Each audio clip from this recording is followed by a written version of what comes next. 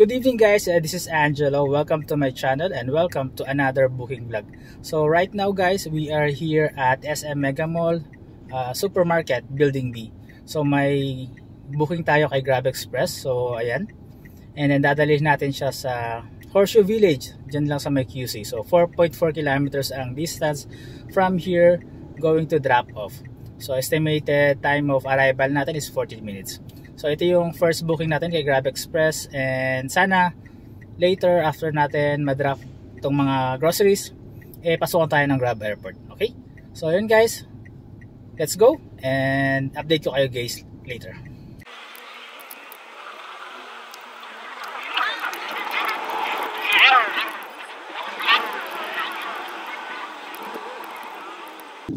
Okay guys, so time check is 7 PM. So nandito tayo sa ating drop-off location para sa ating first booking kay Grab Express. And na-deliver natin yung mga groceries sa kanila idol. So ayan. And then right after natin makomplete yung booking sa app, meron pumasok ulit na Grab Express. So eto. So pupuntahan natin sa JT's Manukan. Okay guys, so papunta na tayo sa ating second booking.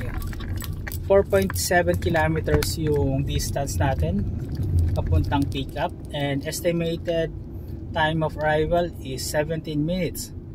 JT's Manukan sa may Aurora. So kay Idol Joel Torre tayo pupunta. Okay guys, so update ko kayo later. Okay guys, so nandito na tayo sa JT's Manukan para sa ating second Grab Express booking. So mali pala ako kanina, hindi pala siya Aurora Boulevard, Panay Avenue pala to. And ayun, matahan na natin yung service center nila or customer service nila para pick upin yung 33 meals para sa DLSU Women's Football Team. Let's go! Okay guys, so nakuha na natin yung 33 meals ng DLSU Women's Football Team. So papunta na tayo ng UP Grandstand. Ang estimated time of arrival natin is 15 minutes and the distance is 5.1 kilometers. Okay guys, so see you on our second drop-off location, Grab Express. Let's go!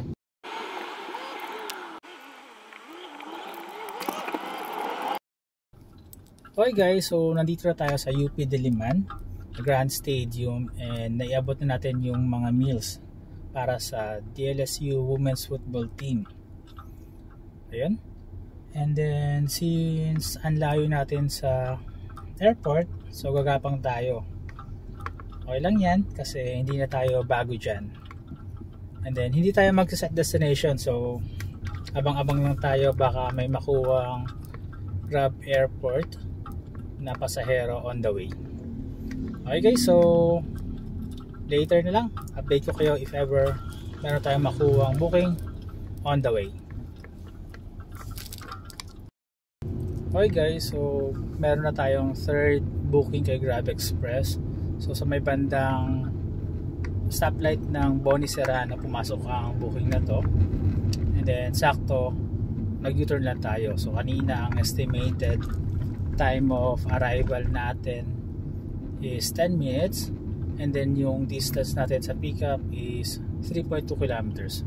So sa may Anonas lang yung pickup, and then along Anonas din yung drop off. So yun guys, papunta na tayo and update ko kayo pag nakuha na natin yung item. So yun guys, nandito na tayo sa pickup location, and na-pick up ko na rin yung item. So ayan sa likod ko, grabe, hindi ko ina-expect na ganyan yung item natin for tonight. And nag-message si Idol bago tayo makarating dito sa pickup location na iakyat sa Unit 402. So ibig sabihin 4th floor. Okay lang, basta may bayad. And then magaan naman to na. Nabuhat ko kasi ng mag-isa.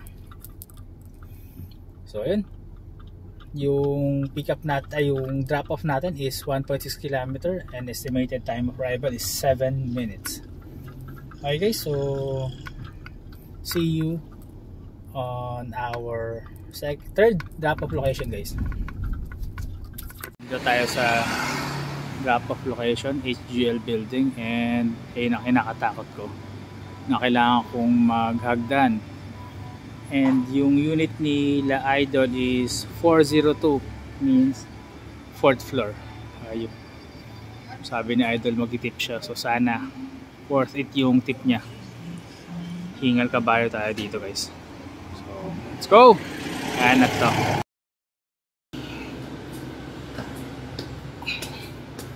Second floor na tayo.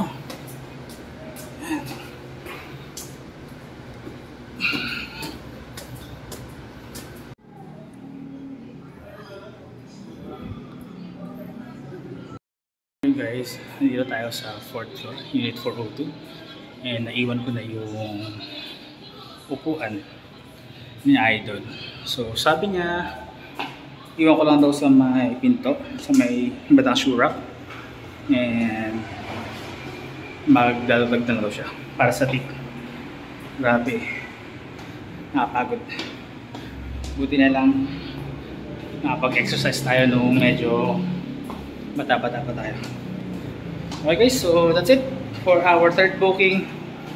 And then complete ko na yung booking na to. Pagbaba ko sa ground floor, tapos abang-abang ulit tayo.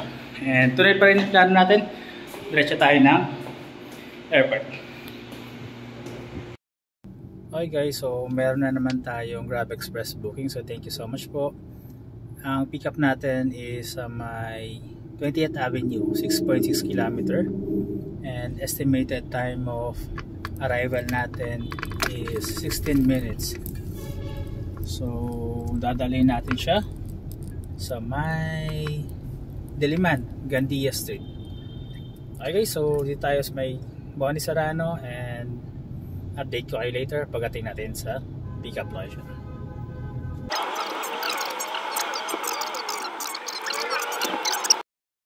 So yun guys, nandito na tayo sa pick-up location natin sa 20th Avenue, Laundry Boy, and ayun na yung mga item or mga damit.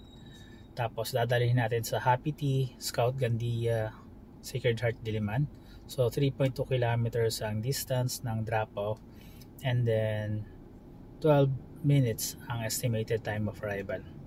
So yun guys, proceed na tayo sa ating drop-off location. And then by the way pala guys, update lang dun sa third booking natin na sabi ni Idol ay magbibigay siya ng tip. So na-receive na natin yung tip niya. So binigyan niya tayo ng 100 pesos. So goods na yun. Kasi kung kay Lala Move yun, 80 pesos lang. Maximum of 50 kilograms. Alright, so that's it guys.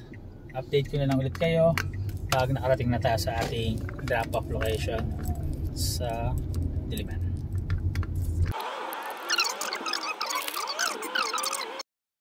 Alright guys, so nandito na tayo sa Happy Tea, Scout Gandia Diliman, and naiabot ko na yung mga laundry kana Idol. So goods na yung fourth booking natin kay Grab Express. And ayun, break muna tayo kasi meron tayong burger. Ito lang yung kakain ko ngayong gabi kasi mamaya baguhin natin magluluto tayo ng tortang talong. Namimiss ko kasi yun guys. Alright, so hindi pa tayo nakakapunta ng airport. Sana makalayo tayo guys at makarating ng airport. Okay, so dyan muna kayo guys. Magbe-break muna ako. Ubusin ko muna to kasi medyo messy kainin to eh. Ham and itlog yung palaman ko. Okay, mamaya na guys. Alright guys, another Grab Express booking. So 450 meters lang yung layo natin sa pick-up location, and 2 minutes estimated time of arrival. Dean and Luca Cafe tayo. Okay, so update ko kayo later pag nakuha ko na yung mga item.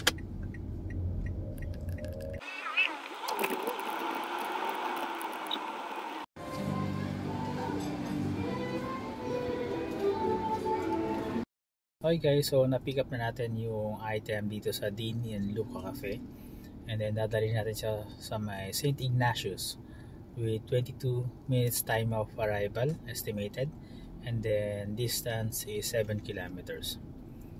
Alright, so this is a 332 pesos fare with Grab Pay. Okay guys, so let's go. Proceed na tayo sa drop off and sana makarami pa. Thank you Grab Express.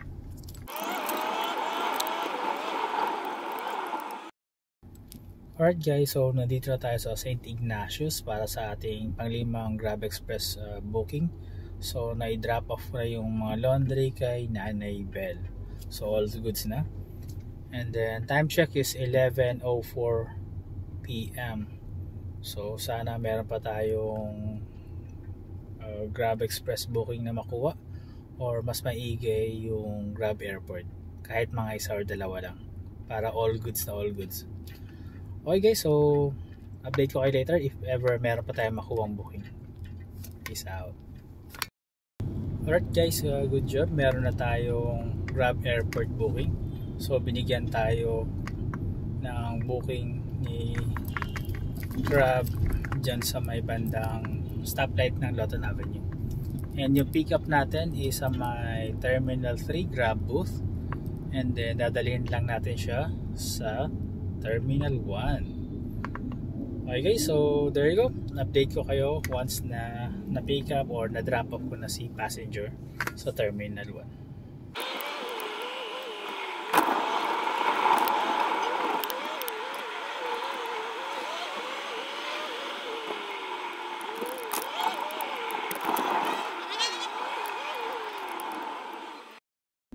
Okay guys, so na-drop off na natin yung first Grab Airport booking natin. So dito sa Terminal 1. And right after natin makomplete yung booking, meron pumasok ulit na Grab Airport. So Terminal 2 yung pick up. And then dadalhin natin siya sa may Pasay Tramo. Okay guys, so cash payment ito. And then ayun guys, update ko kayo later once na i-drop off ko na si passenger sa Pasay. See you guys later.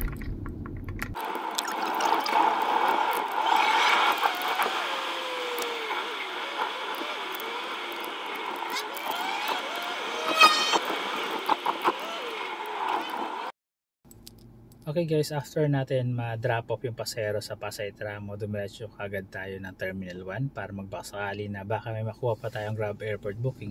And ayun nga, pumasok yung booking na Grab Airport Terminal 1 papuntang Terminal 3, kaso na-cancel. Bakit? Kasi wala pa tayong Grab ID. Si passenger ay nasa restricted area, and sinusubukan ko siyang i-message na baka pwede siyang bumaba ng arrival area, kaso hindi siya nag-reply sa message ko, kaya yun, na-cancel na lang yung booking. And then dumiretso ako ng Terminal 2. So nung malapit na ako sa Terminal 2, masok yung booking ng Grab Airport, tapos dadalhin ko si passenger sa Morong Rizal. 840 pesos yung fare niya, naka promo. And then yung estimated time of arrival natin is 1 hour and 33 minutes yata. Hindi ko sure, hindi ko masyadong binigyan ng attention. So ayun, nandito na tayo sa Morong Rizal at na-drop off ko na si passenger. Tapos ayun guys, maganda yung biyahe natin kahit gabi na tayo lumabas. So from 6 PM nagkaroon tayong ng 5 booking kay Grab Express. And then 3 Grab Airport. So goods na goods yun. Saka ayun guys, hindi muna ako magpo-post ng mga kinita na total income ko. So pinapost ko naman yung mga booking, kayo na lang bahala mag-add. Kasi sabi ng partner ko, merong mga balita-balita sa mga GC na merong mga Grab driver na inaabangan or now-hold up. So ayun, ano lang, awareness lang, and then ingat lang, nag-iingat lang tayo. So ayun guys, time check is 3:30 AM. So masyadong umaga na. Uwi na tayo. And I think we're going to end this video na guys. Thank you for watching guys. So Sa mga subscriber ko dyan, 40 subscriber, thank you po. And sa mga hindi pa subscriber dyan, please subscribe na po para yun, lumaki yung community natin. So ayun guys, this is Angelo. See you on my next vlog and bye for now.